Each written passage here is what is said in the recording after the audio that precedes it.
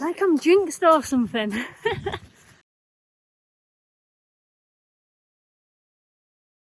So this is another waterfall that you can supposedly walk behind. However, again, we've had a lot of rain, so we may not be able to. I've just seen it from a distance and there's a lot of water coming over. So we'll just have to get there and see and assess if it is safe for us to do so. I believe this one goes further back, so there may be room for us to go behind it even though we've had a lot of rainfall. We're going to see that.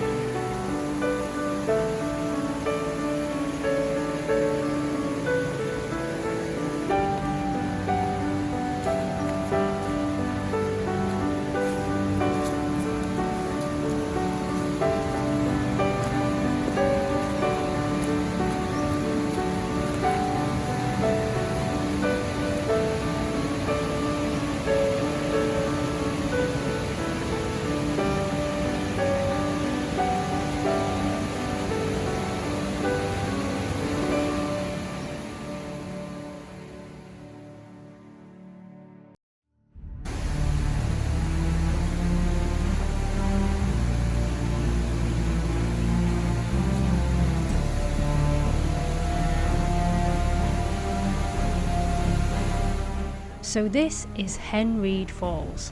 At over 90 feet, it's the highest waterfall in South Wales, and it, along with the gorge, was formed near the end of the last ice age. And we're going to try to walk behind it.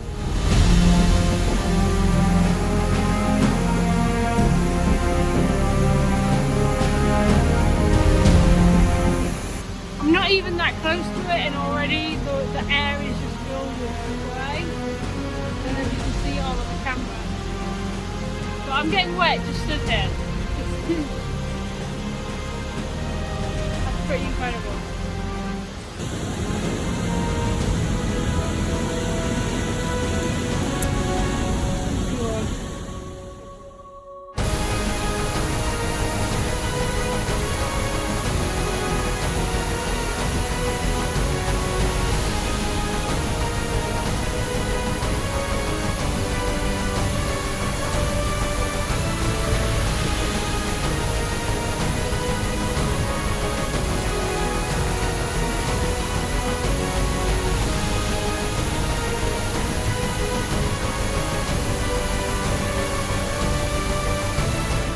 Now Winston waits at the back, whilst I try to get a little bit closer.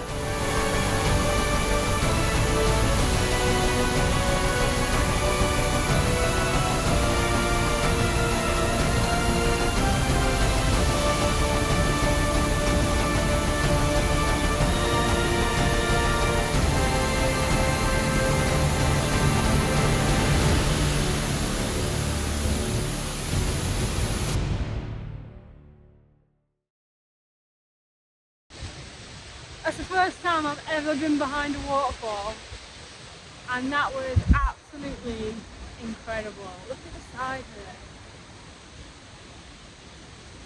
I saw on the internet that some people wild swim in the bottom bit here. Obviously I'm not doing that today because firstly it's freezing and there's just too much water coming over. It's very powerful today. But I can imagine in the summer when it's a little bit more gentle and you've got nice hot weather, that wild swimming in the bottom of there would actually be just glorious. Really happy we got to go behind, and I'm really happy I got to take Winston behind as well, although he wasn't, I don't think he liked the noise of it, which is quite a good thing in some sense because it kept him away from the edge. It meant that he stayed at the back of the waterfall. But yeah, he didn't like the noise of it, so he was quite happy when we came out. But yeah. First waterfall we went behind. Woohoo! Okay, we're going to go do a little walk down the river now because that's like a 2-minute walk from the car park. My car is literally parked just up there.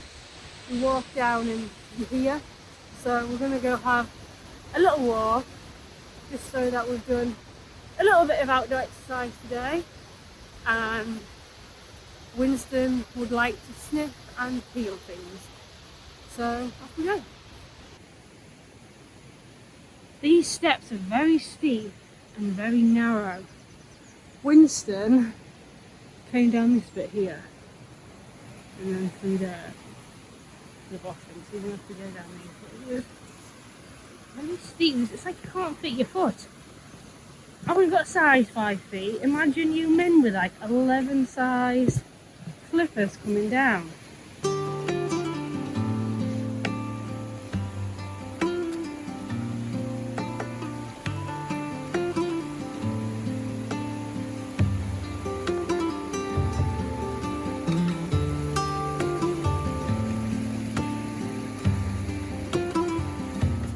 This was a very interesting track. It was changing all the time, and these are my favourite types of walks. I like how there's always something different around the corner.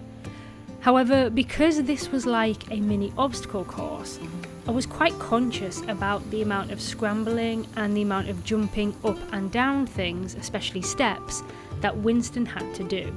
So in the end, I decided to cut it short and we turned around and headed back to the van.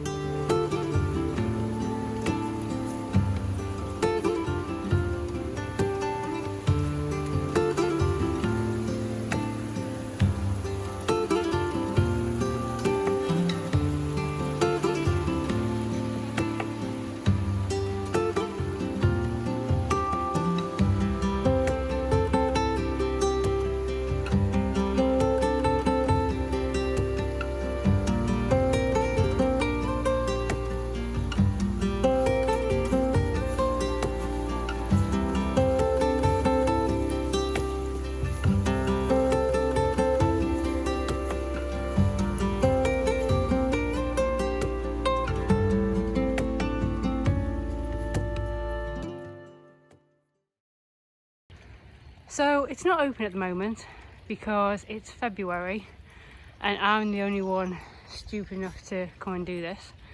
But I do think that in the summer, once you've seen that waterfall and hiked back up that hill, cup of tea, some chips, bacon sandwich would be lovely.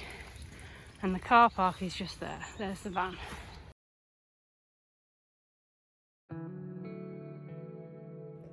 So tonight is our last night. Well, it's our last night at this campsite. Tomorrow we move campsite and we head over to Landovery. And I'm so tired.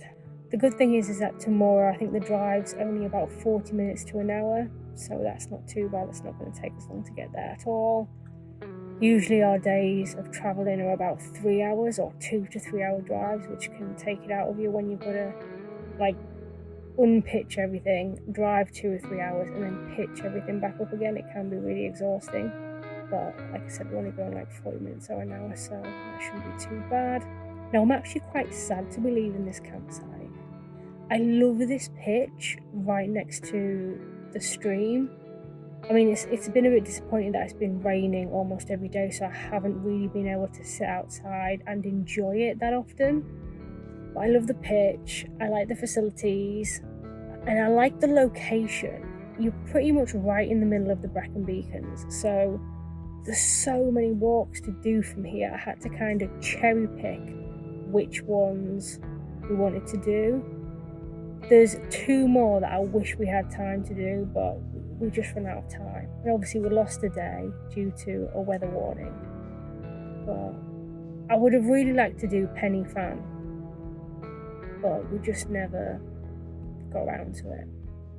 I say this all the time that I don't like to visit the same campsite twice. I like to always go to different places. But because this one is so well located, and because there's so many great walks that you can do from this site, not directly from the site, but like a short drive away from the site, I could actually come back here and do like another week and never have to do the same walk again. I could still go and experience those in different places, because like I said, it's pretty much located almost in the middle of the Brecon Beacons. So maybe next year I'll revisit. Hopefully I won't have so much rain next time.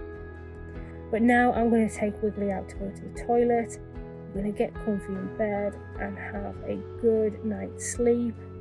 We don't have to get up early tomorrow because we've got plenty of time to pack away. So yeah, night night.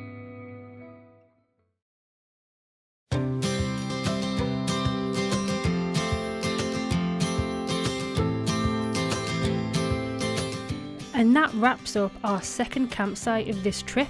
We are now halfway through our Brecon Beacons adventure. Now, after packing everything away and giving the caravan a quick clean, Winston and I grabbed a quick snack before then hitching up and getting ready to hit the road.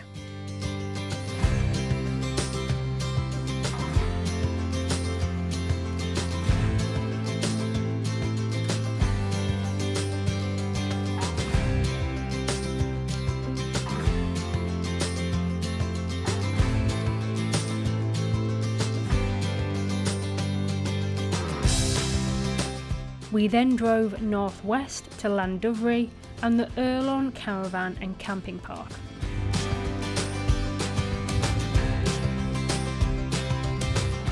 After arriving, I went to check in before being shown to our pitch. Now, because we're still in February, I was surprised to see the site so busy, especially because I had the previous campsites pretty much all to myself. But the staff told me that the majority of the people on this site were seasonal pitchers.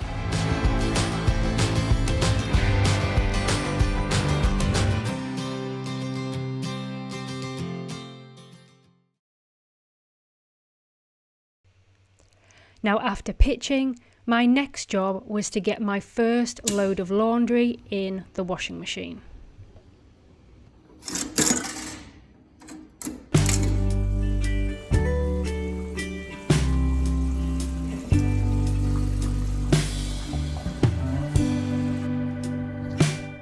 So I think I've arrived at the happiest place on earth. I've never had such a friendly welcome to a campsite. And usually you just get loads of rules when you arrive at a campsite. Okay, don't do this, don't do this, don't do this. You have to pitch this way, you have to pitch like that. You can't do this and you can't do that. Where it was like the complete opposite. It was like, do you need anything else? Do you want to do that? And I was like, do you mind if I do this? Yeah, that's fine. Do you mind if I do this? Yeah, that's fine. And it was just... everyone was just so happy as well. Like in the reception, like it was, it's kind of, it shouldn't be, but it kind of feels weird because everyone's so happy. And then the first thing I did is after I pitched, I went and put my laundry in and I couldn't find the laundry room.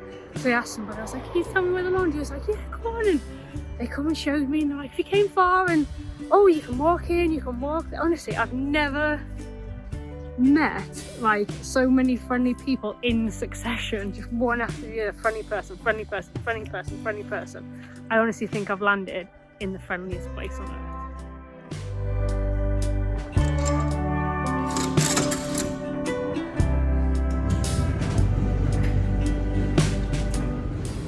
Okay, so the last load of washing is currently in the dryer. That should be finished at about 4:30, and then that means all my washing is done. I'm happy to get it all done today rather than it kind of going over into tomorrow. And I'm just happy as well that now I no longer have to worry about running out of clean underwear. At least for a couple more weeks anyway.